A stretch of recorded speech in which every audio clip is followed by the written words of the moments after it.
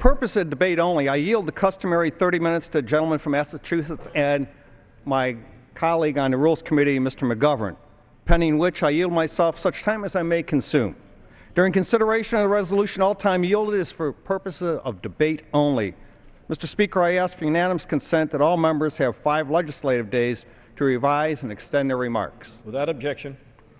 Mr. Speaker, I rise today in support of this rule and the underlying resolution that brings the House to this House floor.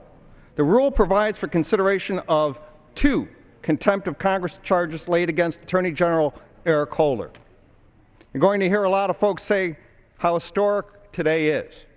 This historicness is why the rule provides for debate and separate votes on the contempt charges. The rule also provides for a motion to refer the criminal contempt charges, if offered by Mr. Dingell, as well as motions to recommit both resolutions. I don't assume to put words in his mouth, but I'm sure and I'm willing to bet that Mr. McGovern's sitting over there getting ready to tell me it's not enough time. I'm not going to disagree, because as we all know, before we leave Friday evening to go to work in our districts, we have a lot to get done here. We need to reauthorize our nation's highway and infrastructure systems. We need to save college students and recent graduates from student loan increases, interest rates that are 2 days away from doubling. We need to move forward with the open amendment process and finish considering appropriation bills to fund our transportation and housing programs. It's a lot to get done in 2 days, and frankly, if we didn't put time limit on today's contempt debate, we could spend days on end talking about nothing but this one issue. But beyond all of that, behind floor schedules and expiring authorizations, we're left with this truth. Border Patrol agent Brian Terry was shot on December 14, 2010, and died of those injuries the next day. His family's been looking for answers about what led up to this and caused his death for over a year and a half. If we can do anything to answer those questions, then we cannot and should not do anything to make them wait any longer. Not another month, not another day, not another hour. Today, the House of Representatives is going to do what we can to get those answers for the Terry family. Thanks to whistleblowers at the Bureau of Alcohol, Tobacco, Firearms, and Explosives, members of Congress were alerted to the fact that Agent Terry was killed by guns, AK-47 assault rifles, specifically that our government allowed to walk into Mexico. When confronted with these claims, the Justice Department denied the whistleblowers' claims. What we now know all too well is that just how right the whistleblowers were.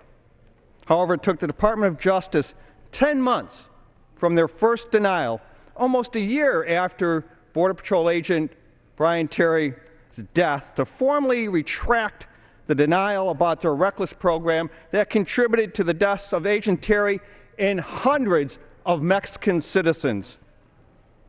You know, I was a cop for almost 40 years and a sheriff for the last 10. As the head of a law enforcement agency, you have 2 options to make when you make a mistake. You can hope it doesn't come out, and if it does, you're going to lock down and deny, deny, deny.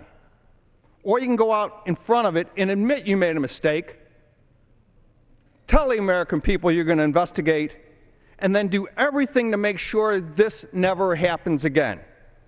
As sheriff, I found it was my moral imperative to always admit when we're wrong, hold folks accountable, make my agency better so we wouldn't make the same mistake twice. It's a responsible thing to do, and it takes away any sting of a possibility of a cover-up. That's not what DOJ did. They've gone the other route: hide, deny, and stonewall. They sent a letter with false information to Congress. The institution is constitutionally mandated with government oversight, and it took them 10 months to retract that statement. It appears that in those 10 months lying and admitting the truth, members of DOJ and ATF colluded to intentionally cover up what happened. What we're trying to figure out is if there really was a cover-up, and we need the information to determine the facts. Yesterday at the Rules Committee, a couple of people mentioned President Nixon and Watergate, and I agree. This is like the Watergate scandal, but President Nixon didn't leave office because of the scandal itself. He was forced to resign because of the cover-up. I said it last night, and I'm willing to bet Attorney General Holder didn't know all the specifics about what was happening with Fast and Furious. But when the facts started coming to light and congressional investigators started looking for answers, he repeatedly kept us from getting information we need.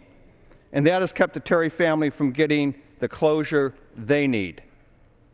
Attorney General Holder is responsible for his agency, but he's essentially given his top leadership a free pass. Mr. Speaker, a law enforcement officer who was employed by the United States federal government is dead. Somebody knows what happened to the result of his death, and the Justice Department now and President Obama are refusing to release that information to Congress, to the American public, and to Agent Terry's family. This institution has a duty to oversee the executive branch and to find out what happened. The answers are there. Attorney General Holder knows the answers are there because he's the one who has the documents that contain the answers we're looking for. He's the gatekeeper here, and if he won't give us the information this institution needs to do our duty, our constitutional duty, then we will use every legal and constitutional tool that we have to get to it. I've heard some people say this is all about politics. In my heart, it's just the opposite. It couldn't be further from the truth. These contempt charges aren't about politics. They aren't about Attorney General Holder or the President Obama or anything else but this. A man died serving his country, and we have a right to know what the federal government's hand was in that. It's clear this country somehow played a role in his death. We need to root it out, find the cause, and make sure this never, ever happens again. These votes today aren't about politics. They're about answers that, at the very least, this country owes Agent Terry and his family. President Obama promised his would be the most open administration in history.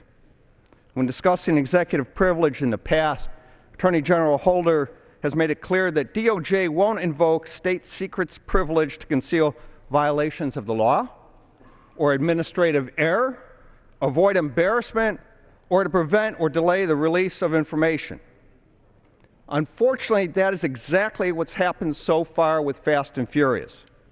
It is for this reason why the House today sees no other choice than to charge Attorney General Eric Holder with both civil and criminal contempt of Congress charges.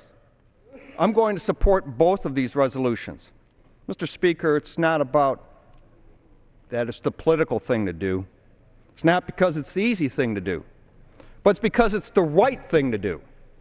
And with that, I reserve the balance of my time. Gentleman's time is reserved. Gentleman from Massachusetts. Thank you, Mr. Speaker. I want to thank